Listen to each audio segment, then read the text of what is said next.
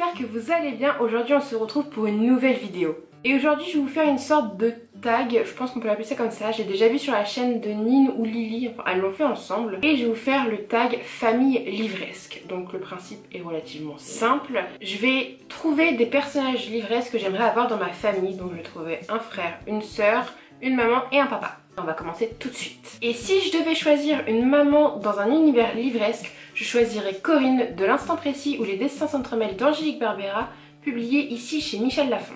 Je choisis Corinne parce que c'est une femme extrêmement forte. Je trouve que c'est admirable. J'admire ma maman moi dans ma vie. Je trouve que c'est une personne dans notre vie qu'on doit admirer. Et Corinne correspond tout à fait à l'idée que je me fais d'une maman. Certes, elle vit des choses vraiment pas faciles, mais c'est une maman idéale, une maman forte, une maman indépendante, une maman admirable. Et j'aime beaucoup cette femme.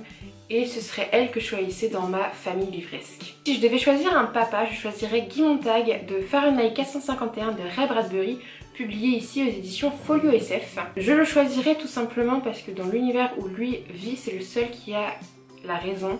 C'est le seul qui exprime des sentiments et des émotions et il voit la réalité des choses, et je trouve que c'est aussi un rôle de parent d'être réaliste et d'inculquer ce réalisme à ses enfants, et je pense que ce serait un père exceptionnel, Guy Montag.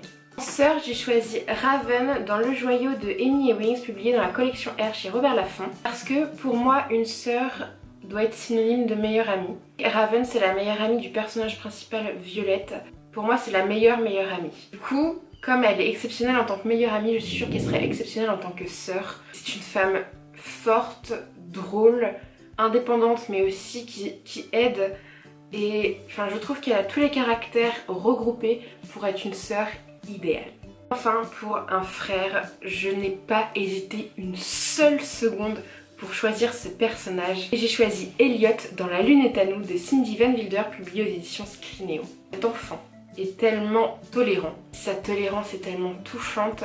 Le petit a 12 ans dans le livre et je l'imagine en fait aussi à 12 ans dans ma famille virtuelle livresque. Et c'est exactement ce qu'un enfant de 12 ans devrait être. Il fait pas de mal aux gens, il ne juge pas les gens. C'est un enfant qui doit encore évoluer, doit encore grandir, mais on sent qu'il va faire des choses exceptionnelles en grandissant, cet enfant. Et je pense que c'est le petit frère idéal qui ferait apprendre beaucoup à sa famille, à son entourage, et je veux apprendre auprès d'Elliot.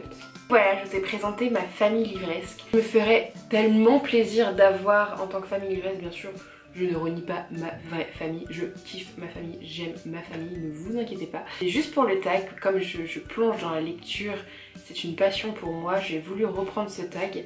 Je pense que je vous ai présenté 4 personnages forts, 4 personnages importants, 4 beaux personnages. Je suis très fière de les avoir choisis en tant que famille livresque. J'espère que cette vidéo vous aura plu. J'aimerais vous que vous me disiez en commentaire quelle serait votre famille livresque et pourquoi vous choisissez ces personnages. C'est important de se sentir proche des personnages des romans qu'on lit. Ça permet de mieux s'immerger dans un univers et j'aimerais savoir vous dans quels univers vous avez plongé grâce à certains personnages. Si vous voulez me contacter, tous mes liens sont en barre d'infos, donc n'hésitez pas à aller checker. Sur ce, je vous dis à une prochaine dans une nouvelle vidéo. Je vous fais plein de bisous.